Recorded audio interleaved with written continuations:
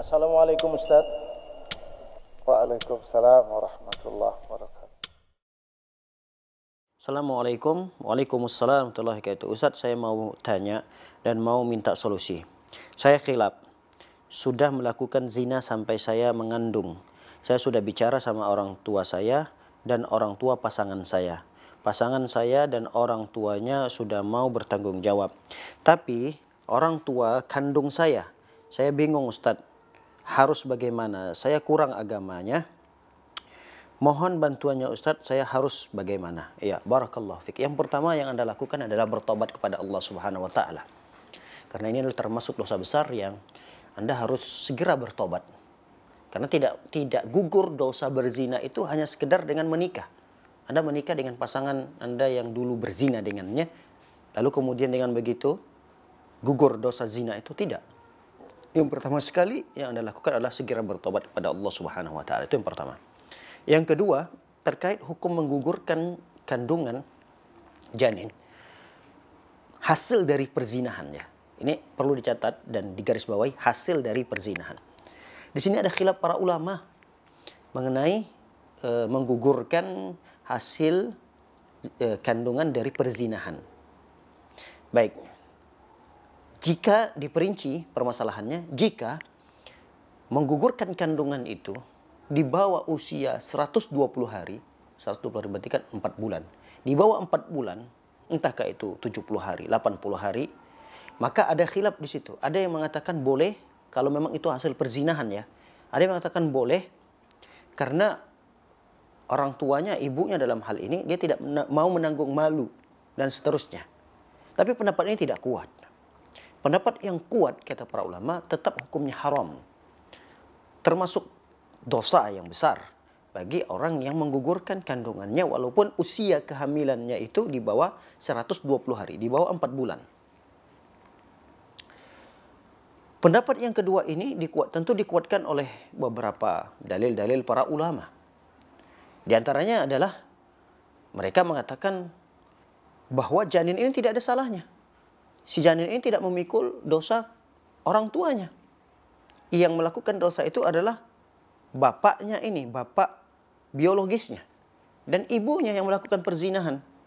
Berarti mereka yang salah. Kesalahan ini tidak boleh dipikulkan kepada janin tadi. Itu dalil pertama. Dalil yang kedua, kalau kita mengambil pendapat yang kedua tadi, boleh itu digugurkan. Ini sama artinya seseorang itu akan bermudah-mudahan dalam perbuatan zina. Akan bermudah-mudahan. Ini lakukan zina, hamil lagi, tinggal digugurkan. Kemudian lakukan zina lagi, fulanah yang lain, hamil, tinggal digugurkan. Ini khawatirnya akan bermudah-mudahan dalam melakukan perzinahan ini. Kemudian, dalil yang berikutnya adalah perempuan Al-Ghamidiyah. Al-Ghamidiyah, di mana orang perempuan ini yang mengaku di hadapan Nabi SAW, beliau telah berzina, dalam kondisi saat itu beliau melapor kepada Nabi SAW sedang hamil.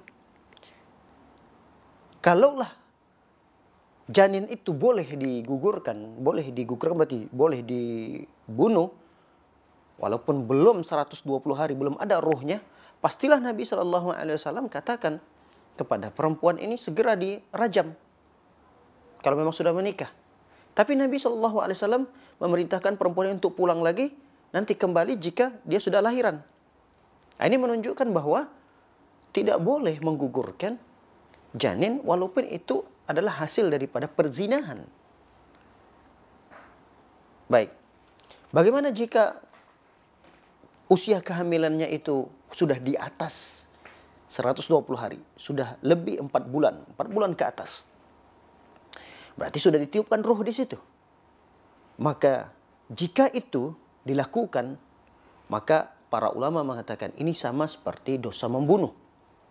Dia akan dikenakan beberapa sanksi-sanksi dalam syariat Islam. Ada sebagian ulama mengatakan orang tersebut harus membayar denda berupa sekitar 240 graman emas gitu.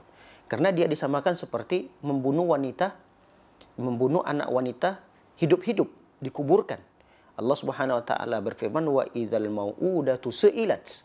Mau'udah ini adalah anak wanita yang dibunuh atau dikuburkan hidup-hidup. Dia disamakan seperti itu.